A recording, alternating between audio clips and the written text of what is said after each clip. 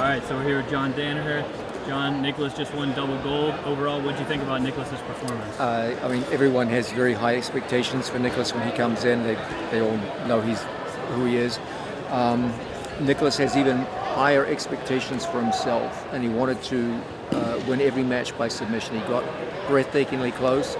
My ambition was to have Nicholas come in and repeat a kind of grappling ethos that a very dear friend of mine, Hodge Gracie, used to employ, which is get mounted, get rear mounted on your opponents.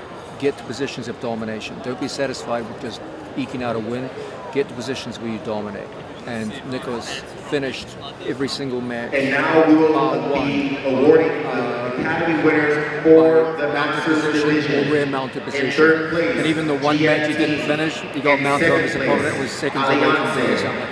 So I was absolutely delighted with his If I can please have no more than 2 representatives. All right, and so this is obviously a rematch with Eric Muniz. He fought him twice at last year's World, and then came back this year and had a pretty dominant performance over him. Ended in mount, like you said. Maybe if he had more time, he would have gotten the finish. But you think that kind of shows some of Meregali's progression? Or? Yeah, I think when I always think of Nicholas Meregali before he came to train with us, I always thought he had a beautiful, beautiful movement-based game. And he had the thing which I think everyone in jiu-jitsu values more than anything else, which is the idea of pushing always towards submission. So he had movement and he had submission skills. But one thing which, when I looked at him, I've always thought that he lacked was pressure game. And a year of solid no-gi training with masters of pressure. We will be announcing the Academy winners for... That guy's voice is way louder than mine. Yeah. So this year was all about adding the notion of pressure. And what you got to see this weekend was Nicholas Meregali combining his old movement-based game, his love of submissions, with pressure. And you saw every match went to the mounted position. There were also refinements on strangulation technique. He always had great strangles, but there were just a few little tweaks that took his rear strangle from very, very good to genuinely world-class, incredibly effective. And of course, Nicholas Meregali being Nicholas Meregali, now he's all pissed off because he didn't finish the last match. So what can you even say, you know? It's a great attitude he's got. But yeah, I was incredibly impressed. What a great athlete. Speaking of Meregali's attitude, I don't know if I know anyone else who's even close to like the person Meregali is. He's more outwardly confident than anyone I know, but also just a very eccentric guy. He's incredible to be around. And now for the male division. What do you think makes Meregali so different when it comes to mindset? I think you're right that he is a kind of eccentric fellow.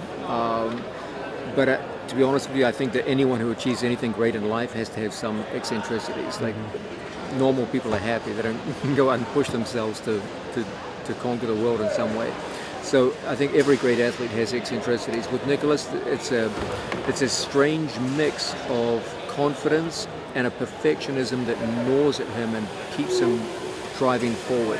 So that he'll go from periods where nothing is good enough to periods of extreme confidence, depending on where you catch him on the wave. And today we definitely caught him on a high point. Well, overall, what was the experience like for you here at Pan? Oh, I love it. Yeah. For me, it's Congratulations to all. I think now we've got a clear run. I love it. Jiu-jitsu is jiu-jitsu, regardless of whether it's gi or no gi. What people want is that they want exciting matches that display control that leads to submission. They want to see domination, and Nicholas gave everyone a tremendous view of that this weekend. So for me, it's just thrilling. I started jiu-jitsu in the gi, and I actually did most of my teaching in my career with the gi. I know no one seems to understand that, but it's a pleasure for me to come here and look at Pan Ams. I look forward to World's Pan Ams, and this was a very short camp. It was only 2.5 weeks. It's almost 3 weeks getting Nicholas ready.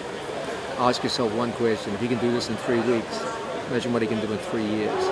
And he also inspired many of the people who he trains alongside no gi every day to put on a gi and work with him.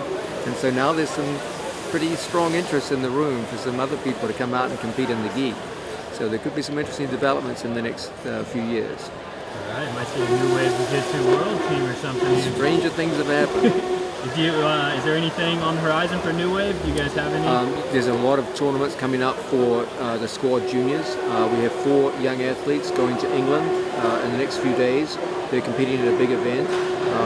Very exciting. David Sassari competes tonight in combat jiu-jitsu. So the juniors are very, very active both locally and now they're going international, building their brands, doing the hard work and traveling around, competing wherever they go. So keep your eyes out for them. And I'm sure Nicholas will want to get back in the saddle very soon. And you might see some professional gi grappling matches with Nicholas coming up on FloGrappling in the near future. So keep your eyes open for that. All right, thank you so much, John.